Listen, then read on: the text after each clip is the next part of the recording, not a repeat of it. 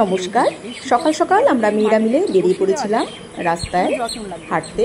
গ্রামের দিকে সকালের শুদ্ধ হাওয়ায় হাঁটতে হাঁটতে রাস্তার দুধারে চোখ পড়ে গেল কিছু ভেষজের ওপর। তার মধ্যে একটি ভেষজ হলো পিপল শাক। আপনারা অনেকেই এর সঙ্গে পরিচিত। সবজি হিসেবে এই পিপল শাক আমরা খেয়ে থাকি।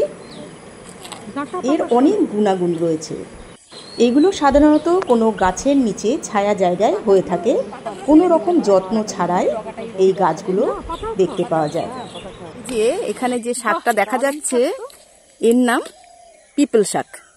অনেকটা পান পাতার মতোই, কিন্তু এর অনেক ভেষজ গুণ আছে। এটা দিয়ে আমরা সবজি রান্না করি, কেউ কেউ মাছের ঝোলে দিয়ে খায়। যারা নিরামিষ রান্না করতে চায় তারা কাঁচকলা আলু এসব দিয়ে খায়, পেটের জন্য খুব ভালো। তুমি কি এগুলো তুলছো? কিভাবে খাবে এটা একটু বলো তো। কিভাবে খাবে একটু বল। আমি বলবো না। কেন বলবে না? বলো কিভাবে খাবে, আমরা শিখবো না কিভাবে খাও।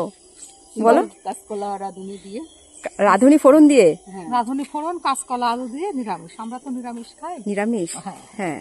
ওই জন্য কাঁচকলা আলু দিয়ে আর ফুলের কচি কচি পাতা দিয়ে খাওয়া যায়। অসুবিধা নেই, মাছ দিয়ে খাওয়া যায়। তাই খাওয়া ভালো, একটা উচি দিয়ে খাওয়া ভালো। আচ্ছা আচ্ছা আচ্ছা, খেতেও ভালো লাগে। হ্যাঁ, খুব ভালো লাগে। মুখের চেঞ্জ হয়, রুচি পরিবর্তন হয়। খেতে না পারছে, মুখের স্বাদ নাই, তার ওই স্বাদও বাড়ে মুখে। পাতাগুলো একটু ভালো করে দেখি। ঠান্ডা লাগা, সর্দি কাশি সমস্ত কিছুর জন্য পিপুল, মানে আয়ুর্বেদে তো পিপুলের কথা তো আছেই। অসাধারণ একটা ভেষজ। এই যে শিকড় শুদ্ধ, এগুলো গাছ কিভাবে লাগায় এর ছিঁড়ে, এই যে শিকড় শুদ্ধ, এই শিকড় শুদ্ধ যদি মাটিতে একটু বসিয়ে দেওয়া যায় কোনো যত্ন লাগবে না, যে কোনো বাগানে একটু ছায়া ছায়া জায়গায় হয়ে যাবে। আমি আমার প্রাতঃভ্রমণ এইভাবেই উপভোগ করি। আপনারা কিভাবে উপভোগ করেন অবশ্যই কমেন্টস করে জানাবেন। সকলে ভালো থাকুন, সুস্থ থাকুন, গাছকেও অনেক ভালো রাখুন। ধন্যবাদ।